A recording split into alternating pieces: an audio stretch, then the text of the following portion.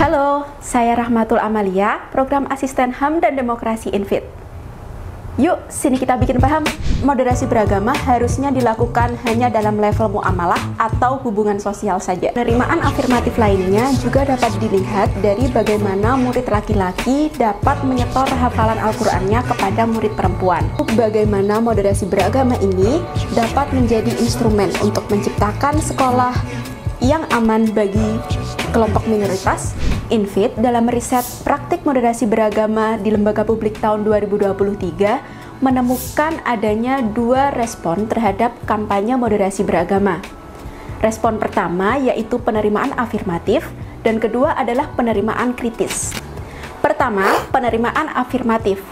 Penerimaan ini ditujukan dengan adanya koherensi antara nilai-nilai moderasi beragama seperti toleransi, anti kekerasan, dan nasionalisme dalam kultur dan program sekolah.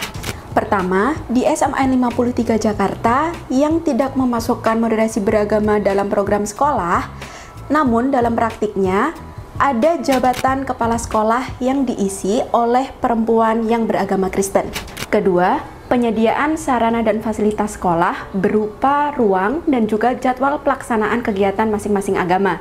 Ketiga, pembina Rohis juga mendorong para peserta didik untuk dapat mengkolaborasikan kegiatan Rohis dengan kegiatan seni budaya lokal. Guru pendidikan agama Islam juga melakukan supervisi terhadap kegiatan Rohis agar tidak menjadi ruang tumbuhnya ekstremisme dan juga radikalisme. Kemudian, contoh lainnya yaitu di Man Insan Cendekia Sumatera Barat yang menyelenggarakan seminar dan juga pelatihan fasilitator moderasi beragama untuk guru-gurunya. Penerimaan afirmatif lainnya juga dapat dilihat dari bagaimana murid laki-laki dapat menyetor hafalan Al-Qur'annya kepada murid perempuan. Hal ini tidak terjadi di seluruh sekolah berbasis keagamaan. Kedua, penerimaan kritis dapat ditemukan di salah satu sekolah berbasis keislaman. Contohnya sebagai berikut. Pertama, adanya kewaspadaan terhadap moderasi beragama yang dapat melenceng dari koridor akidah yang sudah jelas dan diatur implementasinya dalam agama.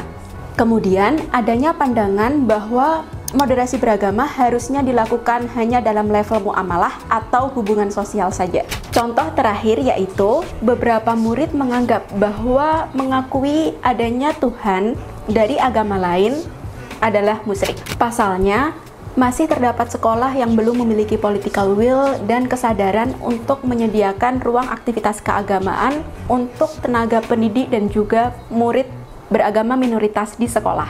Meskipun sekolah tersebut memiliki sumber daya manusia dan juga anggaran yang dibutuhkan. Namun, satu hal yang kita bisa sepakati bersama, yaitu bagaimana moderasi beragama ini dapat menjadi instrumen untuk menciptakan sekolah yang aman bagi kelompok minoritas dan juga kelompok rentan lainnya. Terakhir, mengutip kalimat dari Menteri Agama Republik Indonesia tahun 2015-2019, Bapak Lukman Saifuddin, bahwa bukanlah agama yang perlu dimoderasikan, namun cara kita dalam beragama.